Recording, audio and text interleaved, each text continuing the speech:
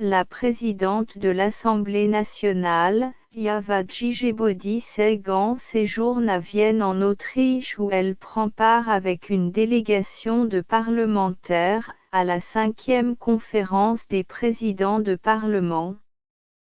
Eva Jižebodi Segan a modéré un panel de haut niveau axé sur le thème « L'ouverture, la transparence et l'accessibilité des parlements face aux défis sécuritaires, comment trouver le bon équilibre ». Les débats ont été riches et diversifiés avec des approches de solutions innovantes en lien avec la crise sanitaire liée à la Covid-19.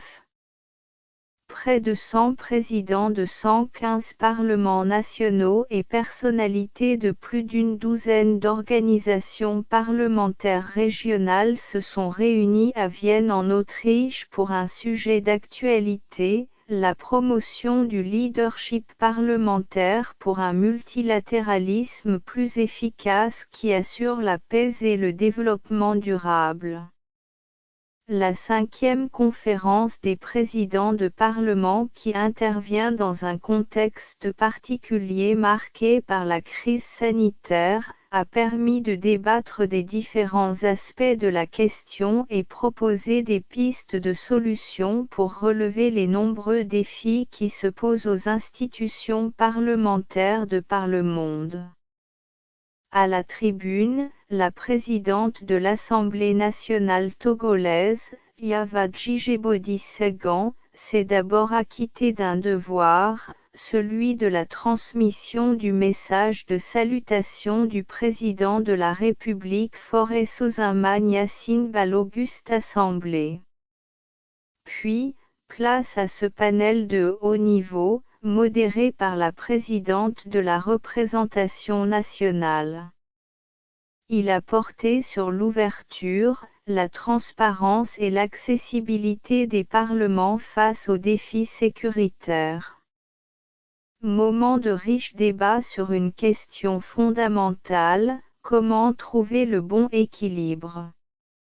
Au-delà de ma modeste personne, c'est mon pays le Togo qui est honoré, je vous en remercie vivement et vous transmets les salutations chaleureuses de son Excellence Monsieur Faure Sozimane Yacine, président de la République togolaise. Les panélistes et les différents intervenants ont tour à tour apporté leur contribution au sujet à partir des stratégies mises en œuvre dans leurs pays respectifs pour être plus proches des populations et protéger les parlements de menaces de tout genre. Les parlements et les parlementaires s'efforcent d'être aussi accessibles que possible afin de dialoguer avec les électeurs, même, ou surtout, en période de pandémie.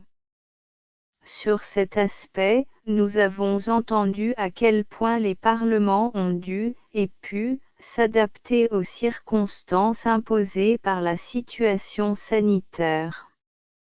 De fait, beaucoup d'entre eux ont modifié leurs règlements pour permettre que le travail parlementaire se fasse de manière hybride. Au final, il est possible de dire que la pandémie a donné un coup d'accélérateur à nos institutions parlementaires en leur permettant de devenir de plus en plus digitales. L'accès des populations à l'information et à l'institution parlementaire. Oui, mais cette liberté accordée doit respecter certains principes avec la prise en compte de l'environnement numérique changeant marqué par la cybercriminalité.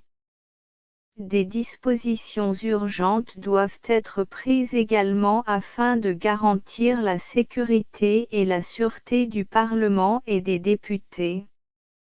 Autres aspects importants de la question évoqués au cours des débats, les conséquences néfastes de la désinformation sur la pandémie actuelle et les réseaux sociaux. Ces derniers sont pointés du doigt.